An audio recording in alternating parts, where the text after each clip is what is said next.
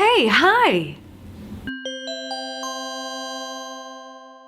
What's up, socials? Happy Savvy Tuesday. I got a great question from one of Amy's Elite. If you're not signed up, that's my email newsletter where people are allowed to email me and ask me questions and they get all the updates about the website. Just saying. Stacy wrote in and wanted to know. I run a nail polish, beauty, and lifestyle blog called Polished Ways. I've only been blogging for a little over 8 months and I have a question regarding email. Since my subscriptions have doubled as well as my blog lovin' feed, I'm trying to decide which is better, summary or full feed. What's your advice? I keep hearing conflicting information and in all honesty, it totally confuses the spit out of me. Thank you so much. By the way, I adore your YouTube channel. Thank you, Stacy. What a great question. I'm so excited to talk about this. It's basically going to be the same answer that I would give you in every other situation, but let me explain why. What Stacy is talking about is when you have an email subscription model or just an RSS feed model that allows you to send out all your content automatically to people that subscribe in those ways,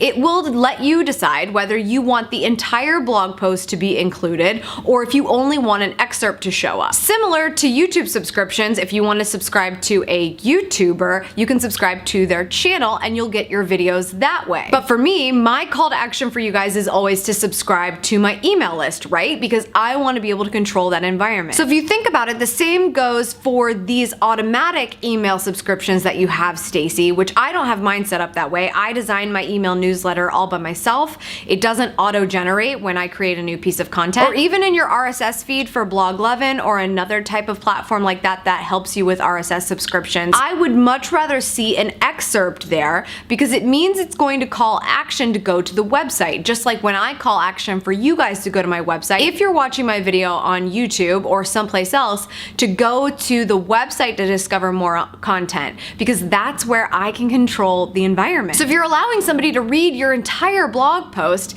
in a venue such as Blog Lovin' or an email that may or may not call action to take a next step with you, then you're basically leaving to chance what that subscriber will decide to do next. And you don't want to take that chance. You want to make that thing happen. So personally, I'm a fan of the excerpt model because that means it'll say read more and it'll take people to your website where they will find more information about you and take whatever additional steps you'd like them to take, whether you are instructing them to do something that's sitting in the sidebar waiting for them or whatever it is. For me, it's always get on my email list. If you're just finding me, that's where I want you to be because that's where I tell everybody what's going on, the latest that's happening, and those people get everything first in terms of what I do. But if you want to completely cater to your audience in the venue that they are because you find that to be more beneficial for you, then you should probably have a full summary there instead of just an excerpt. My thing is, I don't know why you would want somebody to just sit on Blog Lovin', read your content, and then move on to someone else's content.